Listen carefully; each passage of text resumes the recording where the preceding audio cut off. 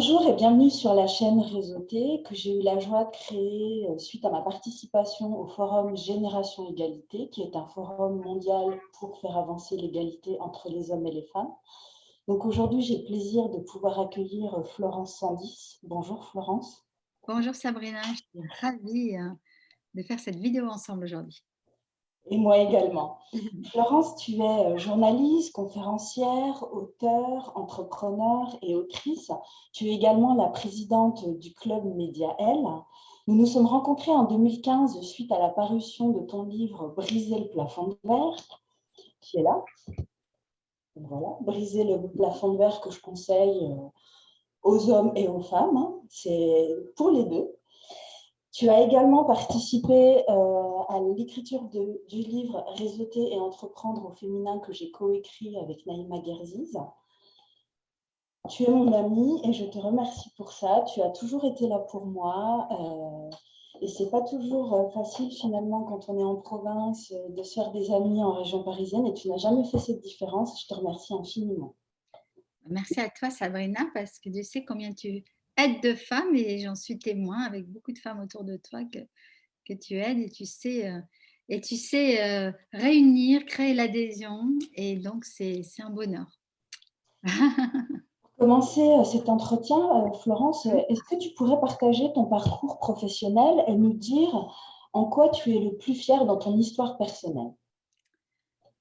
Alors j'ai eu un parcours professionnel en deux temps, c'est-à-dire j'ai eu une première partie de vie professionnelle dans les médias et ensuite dans le coaching et l'accompagnement des carrières. Moi, j'avais fait Sciences Po pour faire comme ma rôle modèle Anne Sinclair, que j'admirais. Je voulais être journaliste politique. La vie a fait que j'ai fait plein d'autres choses aussi dans les médias, comme responsable artistique de fiction en chaîne et réalisatrice de documentaires. Donc, une des choses dont je suis le plus fière dans ma carrière audiovisuelle, c'est les documentaires que j'ai faits. Et puis les livres que j'ai écrits en tant que journaliste. J'ai écrit pas mal de livres d'essais. Et puis, en fait, j'ai écrit notamment un livre qui s'appelle Briser le plafond de verre, où j'ai été plus loin que le job de journaliste parce que je me suis vraiment emparée du sujet et j'ai eu envie non seulement de montrer des témoignages, mais de donner plein de conseils aux femmes et de donner des conseils très pratiques que toutes puissent vraiment s'accaparer et tester. Et ce livre a eu tout de suite du succès et m'a fait changer de carrière puisqu'on m'a demandé d'intervenir en entreprise pour donner des conférences, des formations. Et je me suis formée au coaching et tout ça a fait que j'ai créé ma boîte qui s'appelle Briser le plafond de verre et qu'aujourd'hui, ça occupe tout mon temps en fait, hein. Florence, d'après une étude IFOPS de février 2021, la crise sanitaire rend les femmes la manière de faire du réseau plus compliquée en fait. Elles n'arrivent pas à développer leur réseau. Est-ce que tu penses qu'on est en train de revenir en arrière après cette expansion et cette évolution de création de réseaux féminins? Alors tu sais, en fait, tous les réseaux ont été ralentis parce qu'on n'a pas pu se réunir depuis un an et demi ou très peu. Moi, je le vois aussi avec mon réseau. Alors, on a fait beaucoup plus de digital, mais c'est vrai que c'est pas la même chose que quand on se voit en vrai. Donc c'est sûr que, bah, également pour les réseaux féminins, c'est un souci. Maintenant, ce qu'on a pu observer avec le télétravail, c'est que, finalement, il y a plus de femmes qui ont envie de faire perdurer le télétravail, notamment, pour mieux concilier, leur vie avec leurs enfants, pour moins culpabiliser aussi, parfois peut-être de les voir moins ou de ne pas être là quand ils sont là à la maison. Ça ne veut pas dire qu'elles ne travaillent pas, mais au moins elles sont là. Et par contre, on voit plus d'hommes qui veulent revenir pratiquement à temps plein dans les boîtes. Et donc là, je tire une sonnette d'alarme, en effet, parce que il ne faut pas que les femmes soient plus en retrait. Il ne faut pas que tout d'un coup elles soient absentes dans les réunions informelles, à la machine à café ou aux réunions importantes. Il faut continuer à faire des déjeuners, à rencontrer des gens d'autres services, de son service, à réseauter au sein de sa boîte. Alors, c'est un progrès social, le télétravail, c'est bien de prendre une, deux journées de télétravail. Ce serait bien d'essayer d'équilibrer ça dans les entreprises pour que les hommes comme les femmes finalement le fassent, qui est peut-être une ou deux journées minimum pour tout le monde, pour qu'ensemble on trouve des solutions et pour que personne ne rate des moments importants pour sa carrière. Soyons vigilants et conservons, même si on fait du télétravail, des moments pour justement réseauter au sein de son entreprise ou de son métier. Mmh. D'après ton expérience, justement, quelles sont les actions ou les propositions à mener pour faire avancer l'égalité entre les femmes et les hommes? Alors, on peut faire plein de choses. Moi, pour ma part, je donne non seulement des conférences, mais je vois que tout de suite après, c'est ce qui est le plus utile et là où j'aide les femmes et où je vois les femmes progresser, prendre des hauts postes, c'est quand on fait des formations, qu'on les suit sur la durée. Je fais des formations, par exemple, de 3 jours ou de 6 jours à raison d'une fois par mois et donc je les suis sur 6 mois. Et là, on voit des progrès incroyables. Moi, je vois plein de femmes qui m'écrivent après, qui ont trouvé des postes. L'une est devenue préfète, alors que jamais elle aurait pensé avant candidater. Non pas qu'elles ont tout d'un coup acquis les compétences, c'est des compétences qu'elles avaient, mais simplement elles ont osé se mettre en avant, elles ont osé postuler, elles ont osé mieux prendre la parole. Voilà, on a travaillé la prise de parole, on a travaillé plein de choses qui font que ça, je vois des effets très concrets quand vraiment on se prend par la main et qu'ensemble dans un groupe où on utilise l'intelligence collective aussi, où elles voient qu'elles ne sont pas les seules à avoir parfois ces peurs ou ces problèmes dans l'entreprise. Et ça, c'est très, très efficace. Après, on entend souvent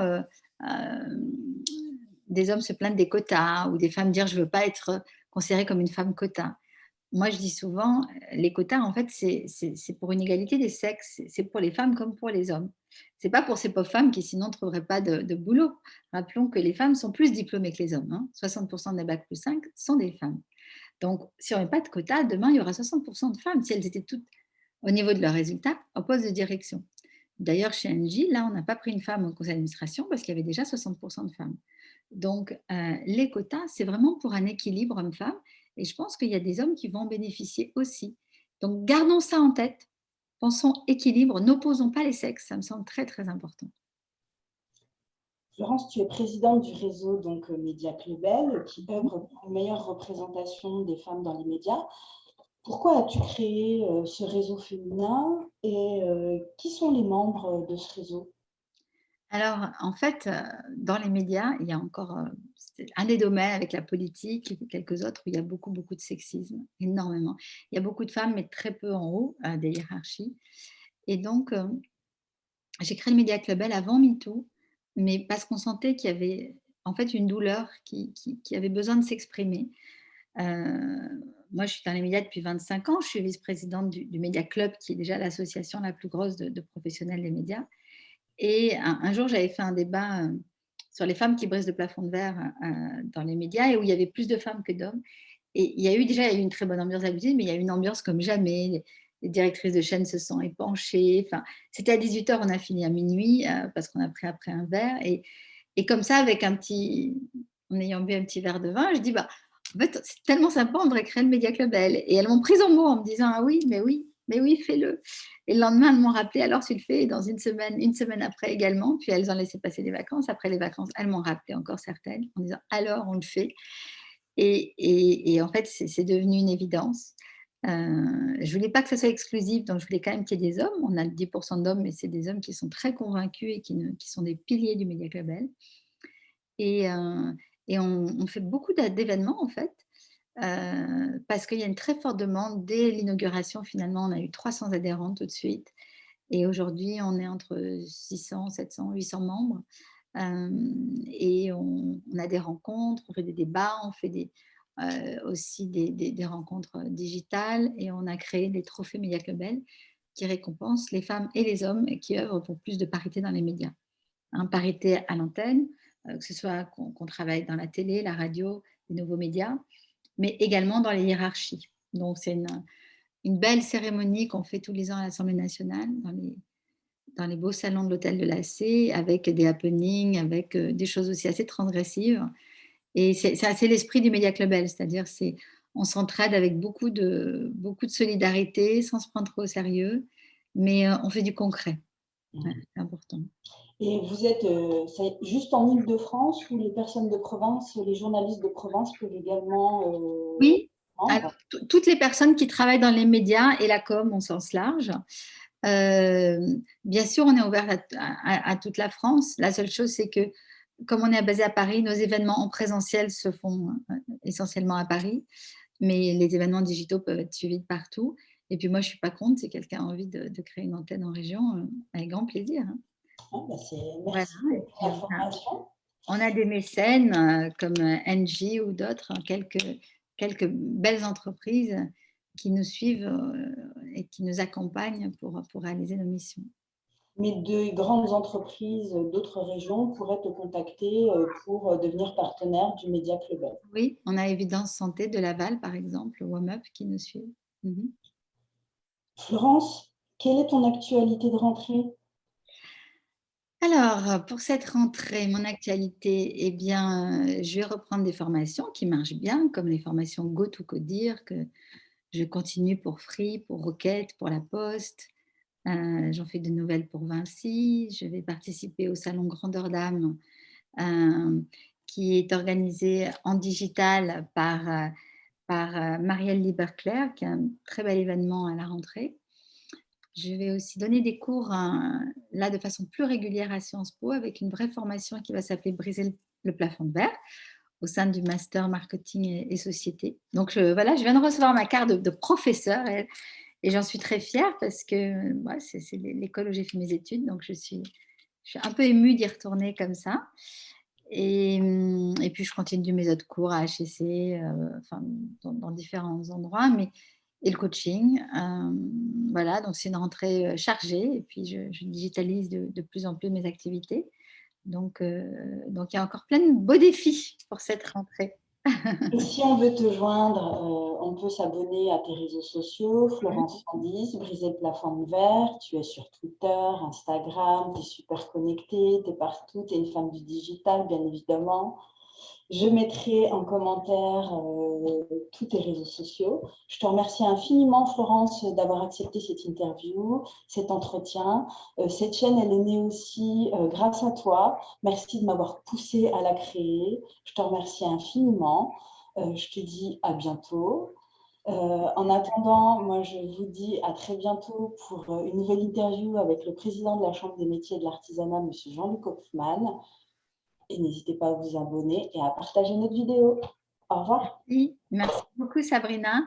Et tu vois, ce qui était impossible hier est devenu possible aujourd'hui. Et j'ai envie de dire à toutes celles et ceux qui nous regardent, pour cette rentrée, faites une chose que vous pensez impossible.